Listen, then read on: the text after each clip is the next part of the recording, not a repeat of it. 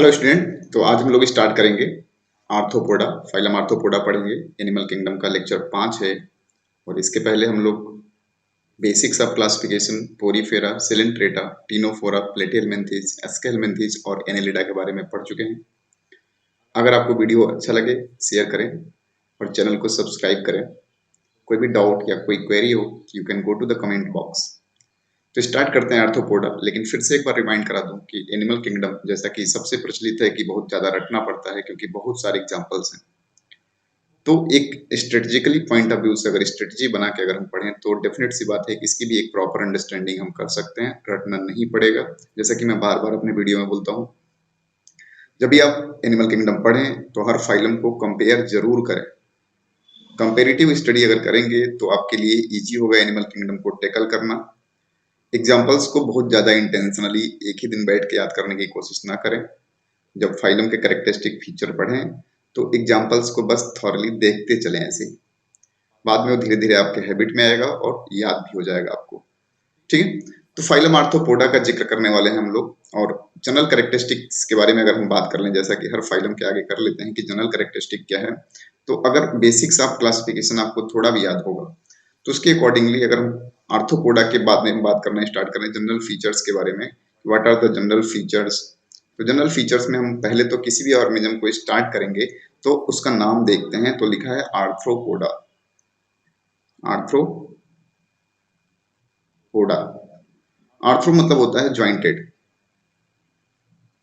Arthro मतलब होता है ज्वाइंटेड और पोडा मतलब होता है लेग। यानी एक ऐसे फाइलम मिले, एक ऐसे एनिमल मिले हमको एनिमल किंगडम में जिनके पास ज्वाइंटेड अपेंडेजेज होते थे, इसलिए इनको बोला गया फाइलम आर्थ्रोपोडा या आर्थ्रोपोडा के मेंबर बोला गया इसको। इसके बारे में एक और कैरेक्टरिस्टिक्स बात करें तो largest phylum, largest phylum, largest phylum किसी पे, नंबर ऑफ स्पीसीज पे। लार्जेस्ट फाइलम की बात करें on the basis of, on the basis of number of species, यानी डाइवर्सिटी बहुत है फाइलम आर्थ्रोपोडा में। नंबर ऑफ स्पीसीज लगभग जितने एनिमल किंगडम में नोन एनिमल्स हैं उसमें 2/3 पार्ट आर्थ्रोपोडा के मेंबर बनाते हैं। 2/3 जो स्पीसीज हैं वो आर्थ्रोपोडा से बिलोंग करते हैं। लेकिन एक क्वेश्चन और है कि अगर हम सबसे लॉन्गेस्ट फाइलम देखें, on the basis of number of organism देखें, तो कहीं ना कहीं उसका आंसर प्रोटिस्टा हो जाता है। तो इस बात को जरूर ध्यान दीजिएगा कि जब on the basis of number of species पूछा जाए, at that time the answer is Arthropoda. और on the basis of number of organism पूछा जाए तो at that time answer is Protista. Protista में डाइवर्सिटी कम है लेकिन नंबर ऑफ इंडिविजुअल वहां ज्यादा पाया जाता है। क्लियर। अब आर्थ्रोपोडा के एक जनरल कैरेक्टरिस्टिक्स तो पता है कि इनके बॉडी में जॉइंटेड लेग्स होंगे, दैट्स व्हाई उनको हम आर्थ्रोपोडा का मेंबर बोल रहे हैं। दूसरी बात ये पता हो गई कि लार्जेस्ट फाइलम है on the basis of number of species. दूसरी बात कर लें कि सेकंड लार्जेस्ट फाइलम कौन होगा on the basis of number of species, तो आगे आने वाला फाइलम जो हमारा मोलस्का है वो सेकंड लार्जेस्ट फाइलम होगा। तो अगर हम बेसिक कैरेक्टरिस्टिक्स के बारे में बात करें तो grade of body organisation, grade of body organisation अगर हम देखें तो grade of body organisation Arthropoda का होता है that is organ system grade of body organisation. Organ system grade, ठीक है। ऑर्गन सिस्टम ग्रेड का मतलब ये हुआ कि बहुत सारे ऑर्गन मिलके किसी पर्टिकुलर फंक्शन को अंजाम दे रहे होंगे। अगर एम्ब्रियोनिक जर्म लेयर के हिसाब से बात कर लें कि कितने एम्ब्रियोनिक जर्म लेयर ने ऑर्गेनिज्म को बनाया होगा, तो ट्रिप्लोब्लास्टिक होते हैं। यानी तीनों जर्म लेयर जो है, एक्टो, मेसो और एंडोडर्म, इन तीनों ने मिलकर कंप्लीट ऑर्गेनिज्म का फॉर्मेशन किया होगा, दैट्स व्हाई हम ट्रिप्लोब्लास्टिक कहें। डाइजेस्टिव ट्यूब का जिक्र कर लें तो complete digestive tube, complete digestive tube, इसे हम tube within tube body plan भी बोलते हैं और बोलते आए हैं, tube within tube body plan. ठीक है। तो जब tube within tube body plan होता है, जब tube within tube body plan होता है तो डाइजेस्टिव ट्यूब में दो चीजें होती हैं, माउथ भी होता है और एनस भी होता है। माउथ और एनस। तो माउथ और एनस के रिस्पेक्ट में अगर हम बात करें कि इस tube within tube body plan में सबसे पहले क्या बना है, तो अगर माउथ पहले बनता है तो हम उसे प्रोटोस्टोमेट कहा करते थे और एनस पहले बना करता था तो उसे ड्यूटरोस्टोमेट कहा करते थे। तो आर्थ्रोपोडा में अगर हम देखें तो they are having tube within tube body plan and protostomate. क्या होते हैं? प्रोटोस्टोमेट मींस क्लियरली इंडिकेट कि जो इसमें डाइजेस्टिव ट्यूब होता है उसमें माउथ पहले बनता है। फिर अगर हम बात करें इनके सिलोमिक कैविटी के बारे में, जिसको हम पहले से ही बोलते हैं कि सिलोम, उसे ये कहेंगे जहां मीजोडर्म सिलोम बना रही होगी और मीजोडर्म सिलोम को चारों तरफ से सराउंड कर रही होगी। तो इनमें अगर हम देखें तो ये सिलोमिक होंगे, और कैसा सिलोम होगा? साइजोसिलोमिक, साइजोसिलोमेट होंगे। ये इनके बेसिक कैरेक्टरिस्टिक फीचर हो गए, साइजोसिलोमेट होंगे। यानी इतना तो इनका जनरल कैरेक्टरिस्टिक फीचर हमें पहले से ही पता था। अगर हम ऑर्गेनिज्म के बारे में अगर देखें तो ऑर्गेनिज्म को डिवाइड किया गया है यहाँ पे 3 पार्ट में, हेड, थोरेक्स एंड एब्डोमेन। यहाँ ऑर्गेनिज्म की बात करें तो इनके पास हेड होगा, यानी कंप्लीट बॉडी को डिवाइड किया गया है 3 पार्ट में, हेड में, थोरेक्स में और एब्डोमेन में। एक कैरेक्टरिस्टिक इनका और होता है कि जो बॉडी होती है वो कवर्ड होती है काइटिनस एक्सोस्केलेटन से। इनके चारों तरफ, बॉडी के चारों तरफ काइटिन का बना हुआ एक्सोस्केलेटन पाया जाता है। और एक बहुत अच्छा रीजन है इनके सबसे ज्यादा नंबर ऑफ स्पीसीज या डाइवर्सिटी होने का। और पूरे एनिमल किंगडम की बात करें तो सबसे सक्सेसफुल है due to the presence of this chitinous exoskeleton. क्यों? क्योंकि इन्वायरमेंटल जो भी कंडीशंस है उसको ही प्रिवेल कर ले जाते हैं due to the presence of chitinous exoskeleton. इनकी बॉडी को हम 3 पार्ट में डिवाइड करते हैं, हेड, थोरेक्स और एब्डोमेन में। कहीं कहीं हम इसे सिफेलोथोरेक्स भी बोलते हैं। तो सिफेलोथोरेक्स, कहीं कहीं बॉडी को 2 पार्ट में डिवाइड करते हैं, सिफेलोथोरेक्स एंड एब्डोमेन।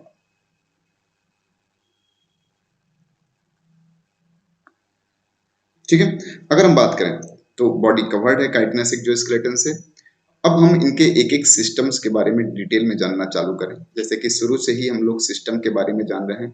तो डाइजेस्टिव ट्यूब देखा तो हमने कंप्लीट डाइजेस्टिव ट्यूब था, tube within tube body plan था।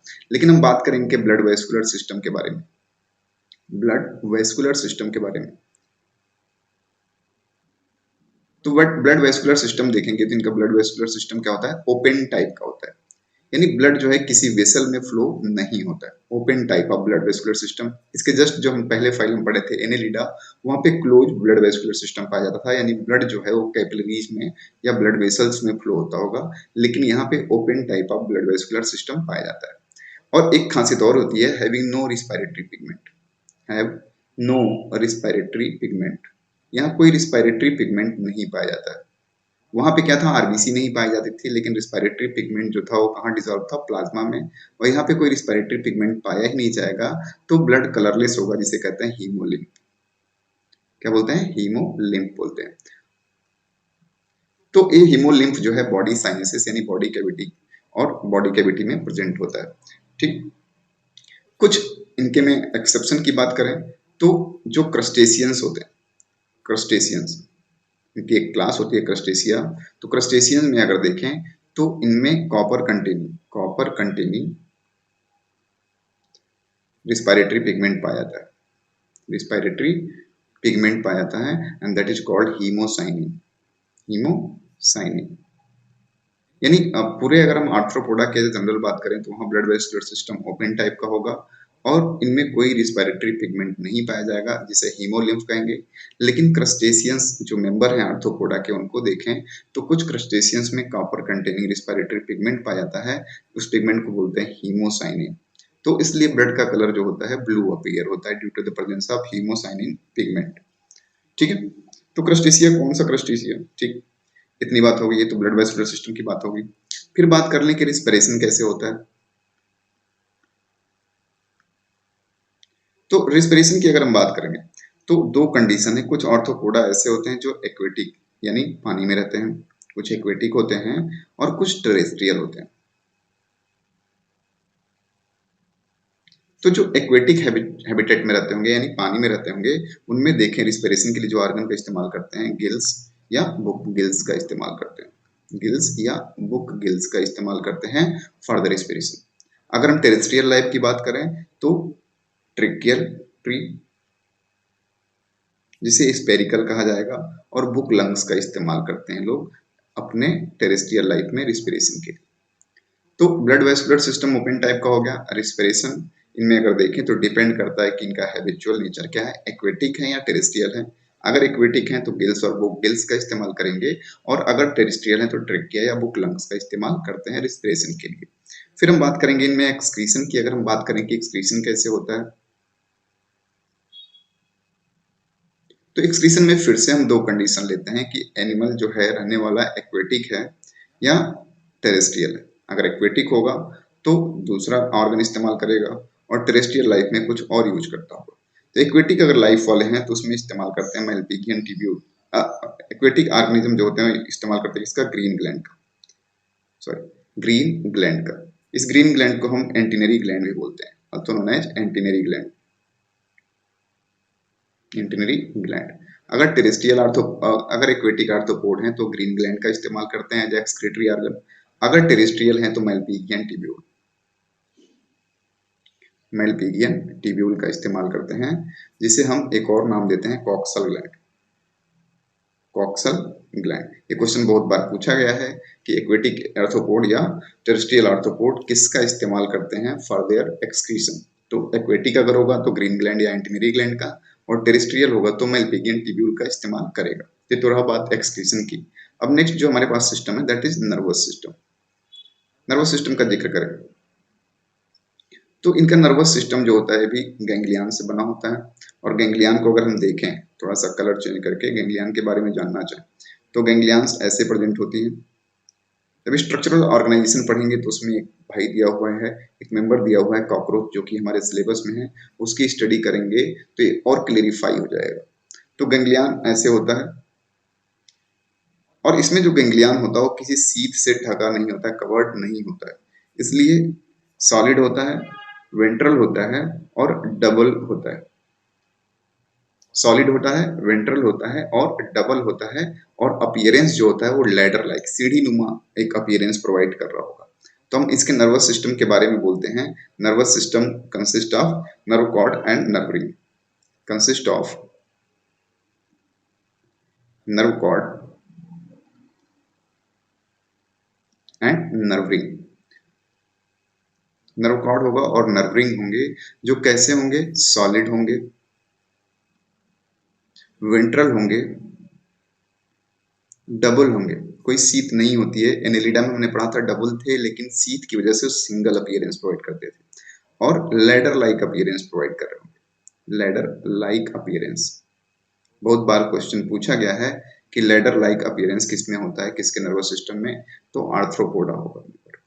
ठीक है, तो इनकी बात हो गई नर्वस सिस्टम की। अगर हम देखें ऑर्गेनिज्म के रिप्रोडक्टिव बिहेवियर के बारे में, यानी रिप्रोडक्शन के बारे में मेंबर्स को देखें, तो यूजुअली क्या होते हैं, यूजुअली यूनिसेक्सुअल होते हैं, usually they are unisexual, usually unisexual होते हैं। अगर फर्टिलाइजेशन की बात करें, इसमें फर्टिलाइजेशन क्या होता है, usually internal fertilisation, fertilisation usually internal. Usually इसलिए बात कर रहे हैं हम क्योंकि बहुत ज्यादा मेंबर हैं इस फाइलम में। जैसा कि आपने देखा 2/3 जो स्पीसीज हैं उसमें किसके हैं, फाइलम आर्थ्रोपोडा के। तो बहुत सारे ऑर्गेनिज्म तो ऐसे भी हैं जिनकी डिटेल स्टडी नहीं हो पाई है। तो हम यूजुअली यूनिसेक्सुअल, यानी most of the member are unisexual. और जो फर्टिलाइजेशन होता है वो क्या होता है, इंटरनल होता है। मोस्टली ओवी पेरस होते हैं। एक बार एक सवाल आया था, मोस्टली ओवी पेरस होते हैं, ओवी पेरस, एक्सेप्ट स्कॉर्पियो। स्कॉर्पियन क्या होता है, वीवी पेरस होता है। स्कॉर्पियन क्या होता है, वीवी पेरस होता है। तो यूजुअली इनके मेंबर क्या होते हैं, यूनिसेक्सुअल होते हैं। फर्टिलाइजेशन यूजुअली इंटरनल होता है, मोस्टली ओवी पेरस होते हैं।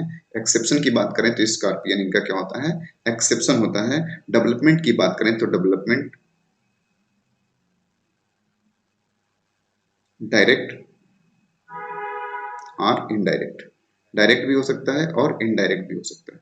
डेवलपमेंट इनका डायरेक्ट भी हो सकता है और इनडायरेक्ट भी हो सकता है। ठीक है, तो अब मेंबर्स जो आर्थ्रोपोडा के मेंबर हैं उनको फर्दर क्लासिफाई किया गया है वेरियस सब क्लासेस में।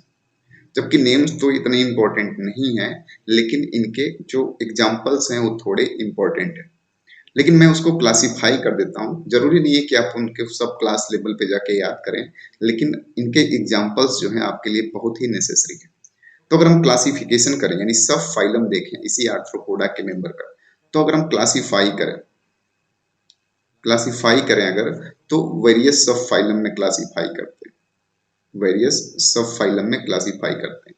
तो 4 सब फाइलम है इनको क्लासिफाई करने के लिए। इनको क्लासिफाई करने के लिए 4 सब फाइलम है, इन पे ध्यान दीजिएगा। एक को बोलते हैं ओनाइकोफोरा, ओनाइकोफोरा। दूसरा जो सब फाइलम है इसी में, उसे बोलते हैं मैंडिबुलेटा, मैंडिबुलेटा।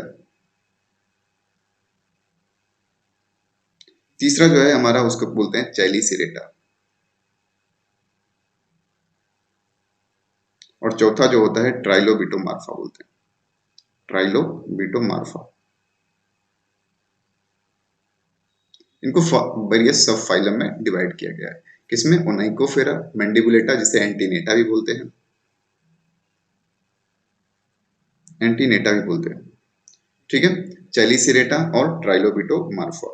अगर एग्जांपल हम देखें तो जो ओनाइकोफोरा होता है उसका एक एग्जांपल है जो कि बहुत इंपॉर्टेंट है, सवाल बहुत पूछा गया है। इसका एग्जांपल होता है पेरीपेटस, पेरीपेटस। और पेरीपेटस के बारे में आपको आइडिया होगा कि peripatus is connecting link, connecting link between Annelida and arthropoda. Arthropoda और एनेलिडा के बीच का कनेक्टिंग लिंक होता है पेरीपेटस। कनेक्टिंग लिंक पेरीपेटस जरूर याद रखिएगा, बहुत बार आपके नीट एग्जाम में पूछा गया है। ओनाइकोफोरा का मेंबर है, सब फाइलम है ओनाइकोफोरा। फिर मैंडिबुलेटा की बात करें तो मैंडिबुलेटा को हम फर्दर क्लासिफाई करते हैं। मैंडिबुलेटा को भी क्लासिफाई किया गया है 4 में। एंटीनेटा कहा गया है, एंटरनरी ग्लैंड का इस्तेमाल करते हैं इसलिए। तो एंटीनेटा को हम या मैंडिबुलेटा को 4 क्लासेस में डिवाइड करते हैं। किसमें किसमें? तो क्रस्टेशिया, एक्वेटिक आर्थ्रोपोड कहते हैं, इंसेक्टा, चीलोपोडा और डिप्लोपोडा, डिप्लोपोडा। तो जो मैंडिबुलेटा उसको 4 क्लासेस में डिवाइड किया गया है। जो क्रस्टेशियन होते हैं, एक्वेटिक होते हैं। एग्जांपल में अगर हम एक एक एग्जांपल मेंशन करते चलें तो आप थोड़ा सा आइडिया लग जाएगा। क्रस्टेशियन में प्रॉन, इंसेक्टा में कुछ भी, लाइक बटरफ्लाई, हनी बी, कुछ भी ले सकते हैं, बटरफ्लाई ले लिया। चिलोपोडा की बात करें तो सेंटीपीड, और डिप्लोपोडा की बात करें तो मिलीपीड। तो इनको फर्दर क्लासेस में डिवाइड किया गया। अब बात करें हम चेलीसिरेटा की, तो चेलीसिरेटा के अगर मेंबर्स देखें तो इनको भी 2 पार्ट में डिवाइड किया गया है, मीरोस्टोमा, मीरोस्टोमा और एरेक्निडा में, मीरोस्टोमा और एरेक्निडा में डिवाइड किया गया है। मीरोस्टोमा की बात करें तो लिमुलस,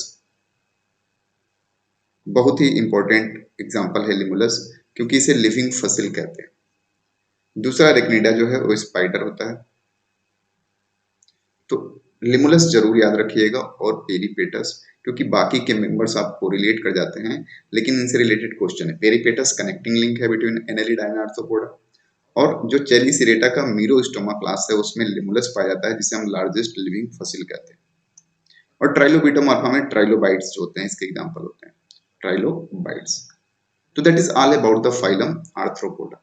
लेकिन आर्थ्रोपोडा के कुछ मेंबर्स का कुछ अपना इकोनॉमिक इंपॉर्टेंस भी होता है, कुछ इकोनॉमिकली इंपॉर्टेंट रोल प्ले करते हैं। इकोनॉमिक इंपॉर्टेंस की बात करें,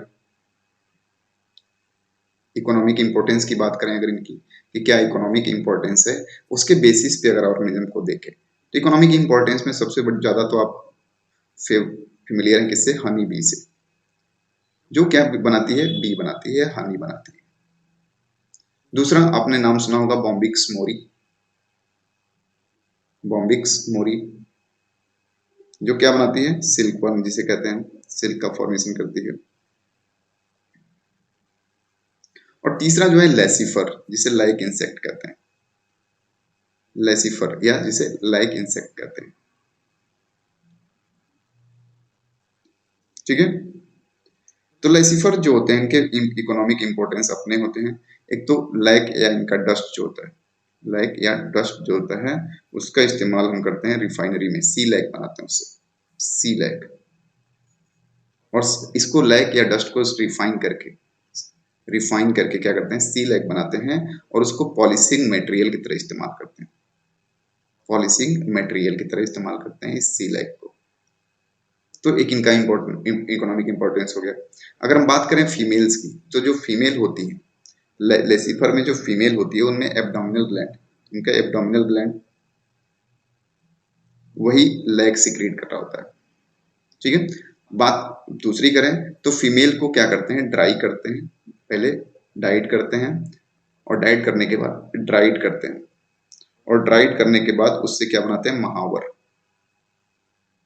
महावर का फॉर्मेशन करते हैं जिसे हम लोग अलता भी बोलते हैं, अलता, जो यहाँ इंडिया में औरतें शुभ मुहूर्त में लगाती हैं, वो अलता बनाया जाता है किससे, लेसिफर से या लाइक इंसेक्ट से बनाया जाता है। तो पॉलिश इंडस्ट्री में भी इसका इस्तेमाल होता है और वेरियस और जो फीमेल कॉस्मेटिक आइटम्स होते हैं उसमें इस्तेमाल होता है, जैसे एक फेमस उदाहरण है महावर और अलता का। और भी मेंबर्स देखें अगर, तो इसमें अगर देखें तो कुछ वेक्टर्स की तरह इस्तेमाल होते हैं, कुछ आर्थ्रोपोड वेक्टर यानी वेरियस डिजीज के वेक्टर, यानी क्या करते हैं, पैथोजन को कैरी करते हैं। लाइक अगर हम बात करें एनोफिलीज, तो एनोफिलीज किसके लिए रिस्पॉन्सिबल होता है, that is for the malaria vector, malaria के लिए रिस्पॉन्सिबल होगा। दूसरा क्यूलेक्स, क्यूलेक्स फाइलेरिया के लिए। और तीसरा एडीज, तो एडीज रिस्पॉन्सिबल होगा किसके लिए, डेंगू और चिकनगुनिया। तो कुछ इनके मेंबर जो हैं वो किसकी तरह होते हैं, वेक्टर की तरह भी यूज किया जाता है।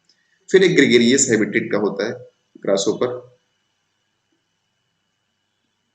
ये ग्रासोपर ग्रेगेरियस यानी झुंड में रहता है, ग्रेगेरियस यानी झुंड बना के रहते हैं, एक साथ रहते हैं, झुंड बना के रहते हैं, तो इन्हें हम बोलते हैं क्या, इन्हें हम बोलते हैं लोकोस्ट, लोकोस्ट बोलते हैं ग्रुप में। तो लोकोस्ट की अपनी कहानी है, झुंड बना के रहते हैं और एक किसानों को बहुत नुकसान पहुंचाते हैं, क्योंकि ये झुंड में रहते हैं और एक बार में किसी भी प्रॉपर प्लांटेशन को ये क्या करते हैं, डिस्ट्रॉय कर देते हैं। तो एक कुछ इकोनॉमिकली इंपॉर्टेंट या कुछ वेक्टर की तरह और कुछ जो है जिनका इंपॉर्टेंस नहीं है, हार्मफुल आर्थ्रोपोड्स के एग्जांपल है जो कि आपके बुक में दिया हुआ। अब ये है आर्थ्रोपोडा, आर्थ्रोपोडा आई होप समझ में आया होगा आपको। तो जब भी आर्थ्रोपोडा के मेंबर्स के बारे में पढ़ेंगे तो पहले जनरल कैरेक्टरिस्टिक पढ़ेंगे, आर्थ्रोपोडा क्यों बोला गया, क्योंकि उसमें ज्वाइंटेड अपेंडेजेस थे। फिर हम उनके जनरल कैरेक्टरिस्टिक फीचर को देखेंगे, जनरल कैरेक्टरिस्टिक फीचर के बाद एक एक सिस्टम के बारे में डिफाइन करेंगे, लाइक डाइजेस्टिव सिस्टम कैसा है, सर्कुलेटरी सिस्टम कैसा है, रिस्पिरेशन कैसे करते हैं, एक्सक्रीशन कैसे करते हैं, नर्वस सिस्टम कैसे होता है, रिप्रोडक्शन कैसे करते हैं। उसके बाद क्लासिफाई किया गया वेरियस सब फाइलम और क्लासेस में। फिर हमने कुछ इकोनॉमिक इंपॉर्टेंट जो आर्थ्रोपोड्स होते हैं उनके बारे में भी देखा, कुछ आर्थ्रोपोड्स वेक्टर की तरफ यूज होते हैं सर्टेन डिजीजेज के लिए, उनके बारे में भी देखा। और कुछ जो आर्थ्रोपोड के मेंबर हैं वो किसानों के लिए बहुत लाभदायक नहीं होते, यानी ग्रासहोपर जो ग्रेगेरियस हैबिटेट के होते हैं, लोकुस्ट के बारे में भी हमने देखा। जो नेक्स्ट फाइलम हम पढ़ेंगे that is about the Mollusca. Mollusca के बारे में बात करें, अगर मोलस्का के बारे में बात करें तो Mollusca is the second largest phylum, Mollusca जो होता है वो सेकंड लार्जेस्ट फाइलम होता है। इसके बारे में भी देखते हैं और जनरल कैरेक्टरिस्टिक पहले देखेंगे, लेकिन एक बात जरूर याद रखेंगे, सेकंड लार्जेस्ट फाइलम। जब फर्स्ट लार्जेस्ट फाइलम की बात हुई थी तो क्या था, आर्थ्रोपोडा, और आर्थ्रोपोडा के बाद जो मोलस्का के मेंबर होते हैं वो सेकंड लार्जेस्ट फाइलम का फॉर्मेशन करते हैं। फिर से हम उन्हीं बातों पे चलेंगे जो जनरल फीचर्स हैं, जो जनरल कैरेक्टरिस्टिक हैं। तो जनरल कैरेक्टरिस्टिक या जनरल फीचर्स के बारे में बात करेंगे तो सिंपल सी बात है, organ system grade of body organisation, organ system. अगर हम देखें कि ऑर्गेनिज्म का एम्ब्रियोनिक रोल का क्या पार्ट इंपॉर्टेंस है, तो ये जो ऑर्गेनिज्म बने हुए हैं वो तीनों जर्म लेयर मिलकर बनाती हैं ऑर्गेनिज्म को, तो हम बोलते हैं ट्रिप्लोब्लास्टिक। क्या बोलते हैं, ट्रिप्लोब्लास्टिक। फिर हम देख लेंगे कि डाइजेस्टिव ट्यूब कैसा होता है, तो tube within tube body plan, tube within tube body plan.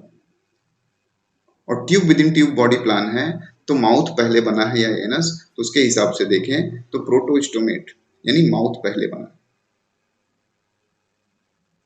एक बात और है, अगर सिमेट्री के हिसाब से बात करें तो इनिशियली बायलेटरल सिमेट्री होती है, यानी embryologically embryologically bilateral symmetry, bilateral symmetry, but becomes asymmetrical. जब हम सिमेट्री बताए थे तो इसका जिक्र किए थे ड्यू टू टोरिज्म। टोरिज्म की वजह से ये बाद में एडल्ट फॉर्म में क्या हो जाते हैं, एसिमेट्रिकल हो जाते हैं, जबकि एम्ब्रियोलॉजिकली इनमें सिमेट्री अगर हम देखें तो क्या होता है, बाइलेटरल सिमेट्री होता है। बॉडी अगर देखें तो unsegmented body, unsegmented, unsegmented body, unsegmented body होता है, लेकिन एक एक्सेप्शन पाया जाता है जिसका नाम होता है नियोपेलाइना, एक्सेप्ट नियोपेलाइना, एक्सेप्ट नियोपेलाइना। नियोप्लीना जो होता है उसमें बॉडी सिगमेंटेड पाई जाती है, बाकी के जितने मोलस्का के मेंबर होंगे उसमें बॉडी अनसिगमेंटेड पाई जाती है। इसीलिए नियोपेलाइना को हम बोलते हैं connecting link between, connecting link between Annelida and Mollusca, Annelida and Mollusca. तीन उदाहरण आपको मिल गए जो कनेक्टिंग या लिविंग फॉसिल के फॉर्म में। तो पेरीपेटस पहले हमने देखा आर्थ्रोपोडा में, जो कनेक्टिंग लिंक हुआ करता था किसके बीच का, एनेलिडा और आर्थ्रोपोडा का। फिर हमने नियोपेलाइना देखा यहाँ पे, जो कनेक्टिंग लिंक है किसमें, एनेलिडा और मोलस्का का। और फिर हमने एक और जिक्र किया लिमुलस के बारे में, जिसे हम लार्जेस्ट फसिल कहते हैं। ठीक है, तो तीनों एग्जाम्पल आपको डेफिनेटली याद होने चाहिए। फिर अगर हम देखें कि इनके जो मेंबर्स होते हैं वो कैसे होते हैं, तो मोस्टली एक तो एक्वेटिक होते हैं, सारे मेंबर पानी में ही पाए जाएंगे, टेरेस्ट्रियल नहीं। और इस एक्वेटिक लाइफ में भी मोस्टली क्या होते हैं, मरीन होते हैं, मोस्टली मरीन होते हैं। ठीक है, तो अगर हम इनकी बॉडी देखें, जैसे कि वहां पर हमने देखा कि बॉडी को तीन पार्ट में डिवाइड की गई थी, हेड, थोरेक्स और एब्डोमेन। हमने कहा कि कुछ मेंबर ऐसे होंगे जहां सिफेलोथोरेक्स और एब्डोमेन में होगा। वैसे यहाँ पे बॉडी अगर प्लान देखें कि बॉडी कैसी बनी होगी, या बॉडी की जिक्र करें अगर, तो बॉडी इनकी डिवाइडेड होगी तीन पार्ट में ऐसे।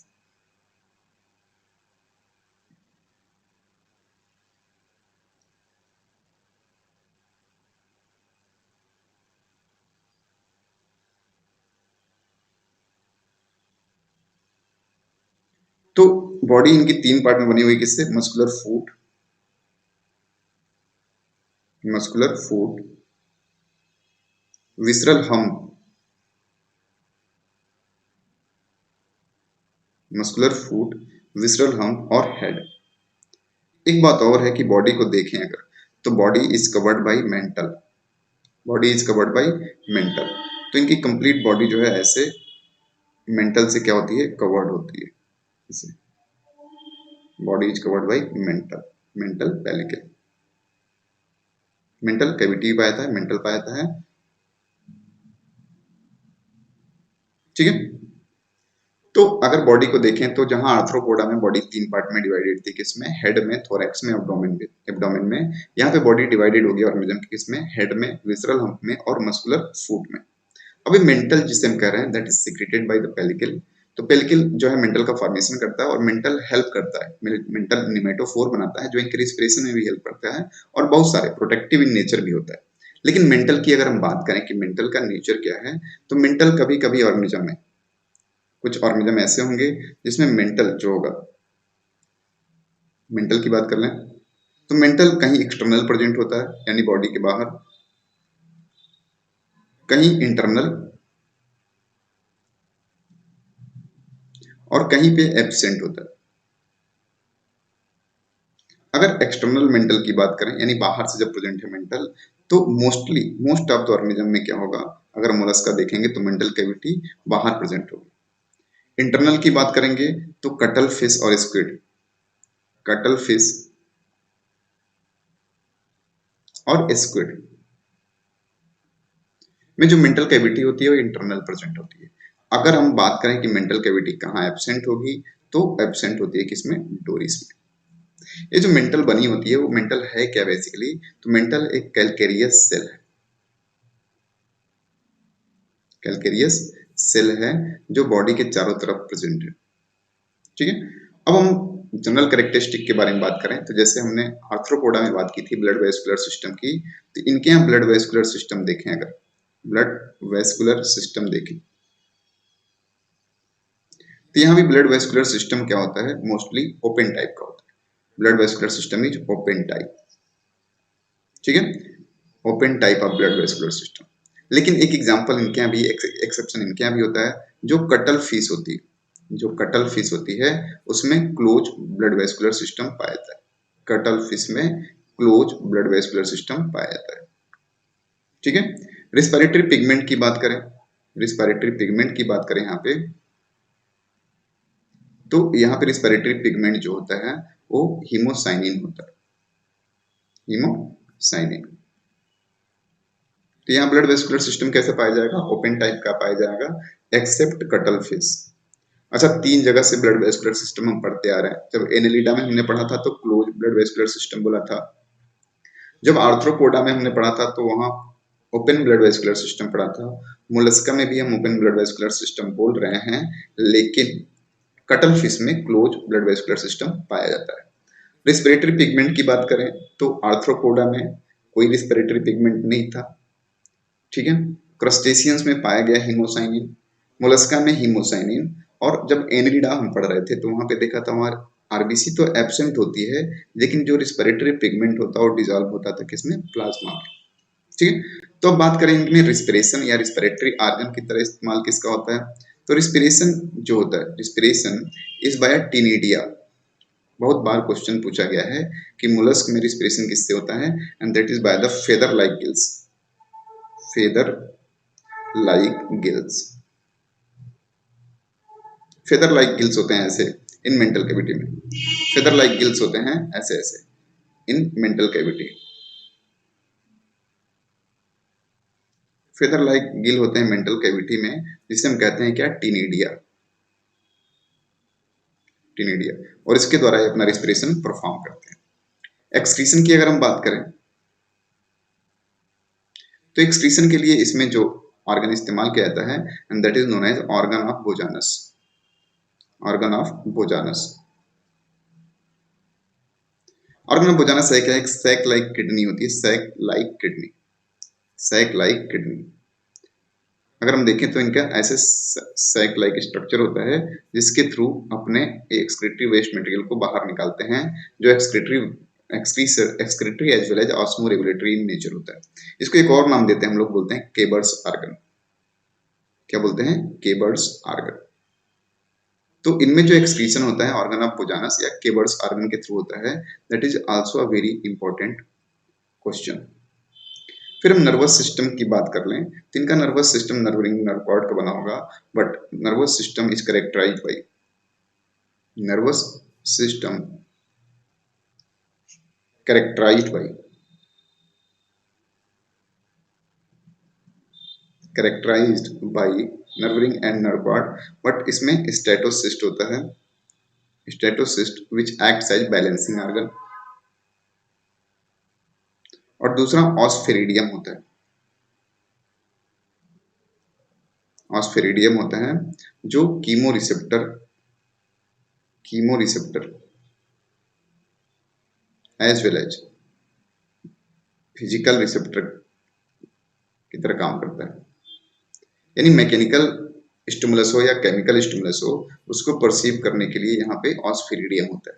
जब भी इस तरह के नेम्स आए तो जो भी नेम आप पहले पढ़ चुके हैं, लाइक एसके हेलमिंथेस में आपने फेसमिड पढ़ा था जो कीमो रिसेप्टर हुआ करता था, तो इन सब चीजों को आपको पॉइंट आउट करते चलना है कि आपने फेसमिड किस में पढ़ा, ऑस्फेरिडियम किस में पढ़ा, क्योंकि एग्जाम टाइम में यही क्वेश्चन होता है और यही कंफ्यूजन का पॉइंट होता है कि फेसमिड मैंने किस में पढ़ा था यार, ऑस्फेरिडियम किसने पढ़ा था। तो नर्वस सिस्टम में इनके कैरेक्टराइज होगा, स्टेटोसिस प्रेजेंट होगा बैलेंसिंग ऑर्गन के फॉर्म में, और ऑस्फेरिडियम होगा जो फिजिकल स्टिमुलस और केमिकल स्टिमुलस दोनों को परसीव करेगा। फिर अगर हम बात करें इनके पास एक कैरेक्टरिस्ट, नर्वस सिस्टम को छोड़ के देखें तो इनके डाइजेस्टिव सिस्टम में अगर हम देखें, डाइजेस्टिव सिस्टम में अगर हम देखें तो इनके पास रेस्पिंग ऑर्गन होता है, रेस्पिंग ऑर्गन,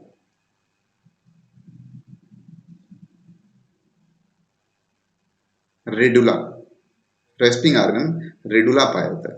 रेस्पिंग मतलब क्या होता है कि the organ which helps in scraping of food, जैसे मान लीजिए कि हमने इस सरफेस पे स्क्रैप करके कोई चीज खा रहे, ठीक है, स्क्रैप करना, तो रेस्पिंग ऑर्गन जो होता है यहाँ पे रेडुला पाया जाता है, रेस्पिंग ऑर्गन क्या होता है, रेडुला पाया जाता है।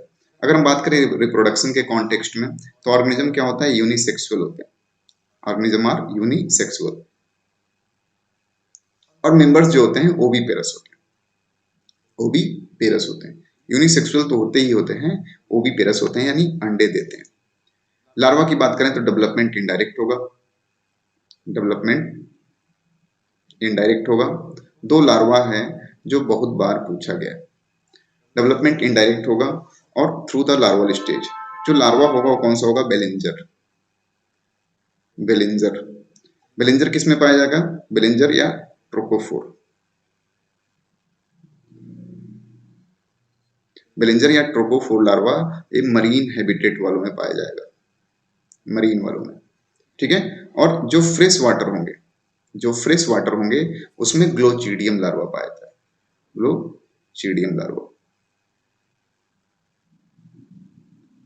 यानी जो मरीन मेंबर्स हैं अगर उसमें डेवलपमेंट इनडायरेक्ट होता है तो याद है बाय द बेलिंजर लार्वा या ट्रोकोफोर लार्वा। लेकिन अगर फ्रेश वाटर में है तो ग्लोचिडियम लार्वा। फ्रेश वाटर में किसके थ्रू होगा? Glochidium larva. जो ग्लोचिडियम लार्वा होता है पैरासाइट होता है, parasite on the parasite on the gills of fishes. Fishes के गिल्स पे पैरासाइट के फॉर्म में रहता है ग्लोचिडियम लार्वा। लार्जेस्ट क्लास की देखें इसका तो गैस्ट्रोपोडा होगा। और अगर हम बात करें पेलीसाइपोडा का तो अगर इसका इकोनॉमिक इंपॉर्टेंस देखें, इकोनॉमिकली इंपॉर्टेंट, इकोनॉमिकली अगर देखें कि कौन सा मोलस्का इकोनॉमिकली ज्यादा इंपॉर्टेंट रोल प्ले करता है तो पर्ल इंडस्ट्री में इनका रोल होता है। पर्ल ओएस्टर बनाते हैं, पर्ल इंडस्ट्री में पर्ल ओएस्टर बनाते हैं, मोती ऑब्टेन करते हैं इनसे हम लोग। अगर हम इसका एग्जाम्पल लें तो सबसे ज्यादा याद रखिएगा जब भी आपके नीट एग्जामिनेशन होते हैं तो सबसे ज्यादा एग्जाम्पल्स जो पूछे जाते हैं पूरे मैचिंग कॉलम में या तो मोलस्का से बिलोंग करते हैं या तो इकाइनोडर्मेटा से, क्योंकि इनके नेम बहुत ज्यादा कॉमन नेम पोजेस करते हैं। तो इनके एग्जाम्पल्स जरूर याद करिएगा और कॉमन नेम जरूर देखिएगा। तो एग्जाम्पल लें अगर तो पाइला, पाइला को हम एक और नाम देते हैं, कॉमनली बोलते हैं एप्पल स्नेल। क्या बोलते हैं? Apple snail. दूसरा अगर एग्जाम्पल देखें तो पिंकटाडा, पिंकटाडा को हम बोलते हैं पर्ल ओएस्टर, पर्ल ओएस्टर। तीसरा अगर एग्जाम्पल देखें तो सेपिया, सेपिया को कॉमनली बोलते हैं कटल फिश, कटल फिश या इंक फिशेस भी बोलते हैं, इंक फिश भी बोलते हैं। फिर अगर एग्जाम्पल देखें तो लोलिगो, लोलिगो को हम बोलते हैं स्क्विड या सी एरो भी बोलते हैं इसे, सी एरो, ठीक। ये लार्जेस्ट लिविंग इनवर्टिब्रेट है लोलिगो। डोरिस की बात करें तो डोरिस को कॉमनली हम बोलते हैं सी लेमन, सी लेमन। अगर हम देखें next example octopus, that is devil fish. फिर एप्लेजिया, एप्लेजिया को हम बोलते हैं सी हेयर, सी हेयर। और डेंटेलियम, डेंटेलियम को हम बोलते हैं elephant tusk shell, elephant tusk shell. और एक होता है चीटोप्ल्यूरा, चीटोप्ल्यूरा जिसे हम बोलते हैं चिटॉन या सी माइस भी बोलते हैं इसे। तो इतने सारे मेंबर्स जो एग्जाम में कहीं ना कहीं पूछे गए हैं, किसी न किसी या तो कॉमन नेम से पूछे गए हैं या तो जब भी सवाल पूछा जाता है तो मेंबर्स के नेम देके पूछता है कि इनमें से कितने मेंबर्स मोलस्का से बिलोंग करते हैं या कितने मेंबर्स आर्थ्रोपोडा से या कितने इकाइनोडर्मेटा से या कितने एनिलिडा से बिलोंग करते हैं। तो एग्जाम्पल जरूर याद रखिएगा, जैसे पाइला को एप्पल स्नेल, पिंकटाडा को पर्ल ओयस्टर, सेपिया को कटल फिश, लोलिगो को स्क्विड या सी एरो, डोरिस को सी लेमन, ऑक्टोपस को डेविल फिश, एप्लेसिया को सी हेयर, डेंटेलियम को एलिफेंट टस्क सेल और चीटोप्ल्यूरा को चिटॉन या सी माइस कहते हैं। तो आप जब भी बहुत इंटेंशनली याद करने की कोशिश मत करिएगा इसे, बस देखते जाइएगा। जब लेक्चर्स सारे एनिमल किंगडम के खत्म हो जाएंगे तो ये सारे रिटन नोट्स आपको मिल भी जाएगा डिस्क्रिप्शन बॉक्स में, सारा क्लास का नोट्स भी मिल जाएगा। बस आप कंटिन्यू रखिए। कोई भी सजेशन हो तो आप कमेंट बॉक्स में जा सकते हैं, या कोई भी चीज़ नहीं समझ में आई हो इस लेक्चर में या प्रीवियस लेक्चर में, कमेंट बॉक्स में कमेंट करेंगे तो नेक्स्ट लेक्चर के स्टार्टिंग में मैं वो चीज़ समझाने की कोशिश भी करूँगा। ओके, तो अगर वीडियो अच्छी लगी तो शेयर करिए, चैनल को सब्सक्राइब करिए। Thank you.